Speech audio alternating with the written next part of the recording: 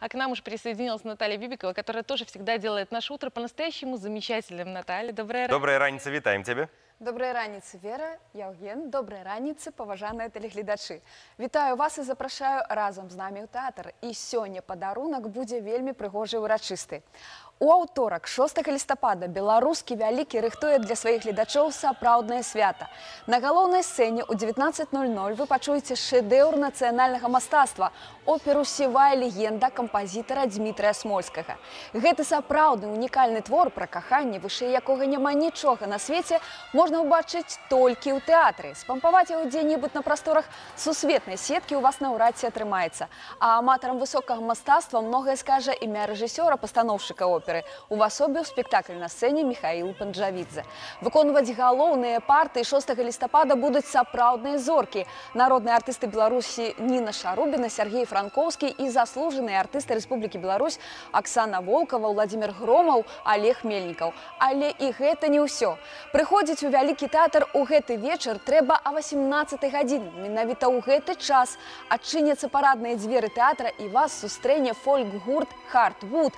Паверце, гэта неверагодная музыка перанясе вас як мінімум на 4 стагоддзі таму, у часы непрыступных замкаў з высокімі вежамі, княжых баляў, паляванняў, шляхціцаў і нобеляў.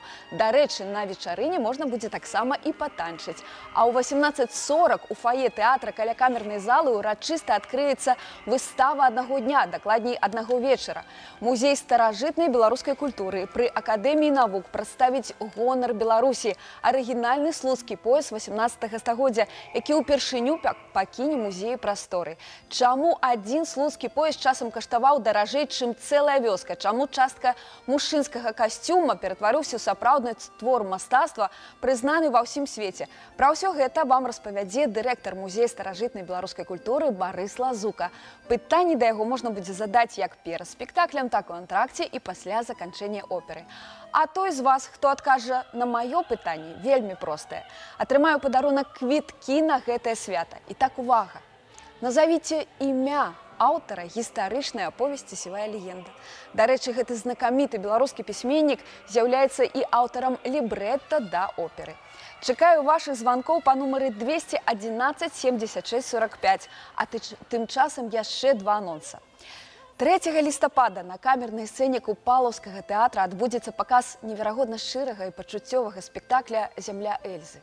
Зямлю Эльзы, мацярык плошчай у жыццё, памяць, пачуцці, надзеі, боль аднаго чалавека, малады таленавіты расійскі драматург Ярослава Пуліновіч адкрыла ў прасторах суровай Сібіры. А рэжысёр Аліна Ганум папрасіла ў аўтара дазвол перагледзець геаграфічныя каардынаты і перасяліла герою п'есы на поўнач Беларусі, у Віцебскую вобласць, у сапраўдную вёску Завязі. Віцебскі край ветліва прыняў гісторыю этнічнай немкі, якая пражыла доўгае, няпростае жыццё пад чужым небам, на чужой мове, сярод чужых людзей.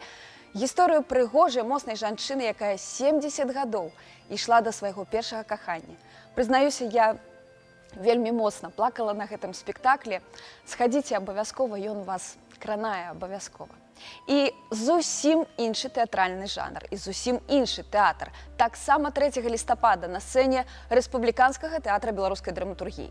Не камедыя «Паляванне» на сябе па матывах п'есы Вампілава «Качынае паляванне» ад украінскага рэжысёра Стаса Жыркова. Шчаслівы ўладальнік кватэры няшчасны гулякка Віктар Зілаў, які пастаянна пераскоквае пра сваю мару, дрэва без каранёў, што раскроіла свет на дзве паловы.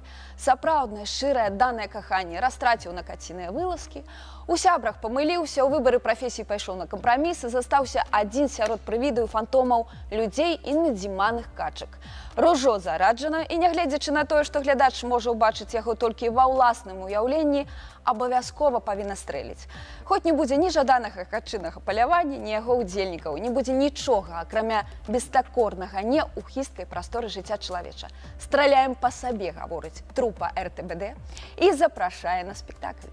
Ну, а цяпер я радая вітаць нашага тэатральнага гледача. Добрай раніцы.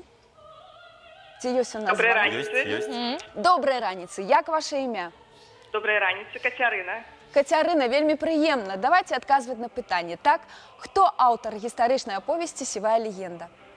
Владимир Караткевич. Так, гэта Владимир Караткевич, і над операй «Сівая легенда» ён працаваў разам са сваім сябрам Дмітрыем Смольскім. Два вялікіх творцы, два вялікіх мастака беларускай зямлі. Кацярына, дзякую вам за ўдзел. Не забудзьцеся пра святочную прэлюдыю перад спектаклем і прыходзьце ў тэатр раней. Паважаныя тэлегледачы, мы запрашаем вас усіх адпачываць культурна разам з намі, разам з нашай праграмай.